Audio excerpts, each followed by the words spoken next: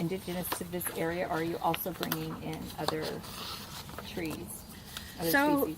for our work, so this is grassroots nonprofits that are watershed councils, land trusts, other nonprofits, state organizations like Oregon Parks and Recreation, Oregon Department of Fish and Wildlife, some city partners, the city of Eugene, the city of Salem. We plant only native species. Okay, good. And this year, through our nursery partners, we procured around 34 different species of trees and shrubs.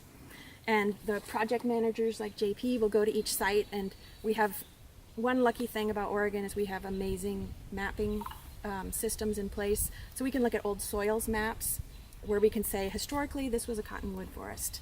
So we're going to plant some cottonwoods. We're going to have the understory of these species. Maybe there's a complex site where you've got multiple habitat types. And so that's the job of a project manager, is to line out what goes where. And we're always working to increase species composition.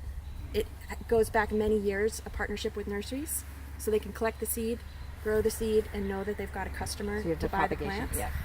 So our planning with nurseries starts 2 years before we actually plant for any given year. And really more than that, but that's kind of the cutthroat time period. What else? There's some contemplation about, should we be planting for thinking about climate change? Should we be considering, so we harvest seed within designated seed zones so that it's the right genetic mix and the right elevational distribution so that the plants are adapted to the site. But sometimes people say, should we be increasing that further south? Should we be bringing in some Northern California species? But we're not there yet. Interesting.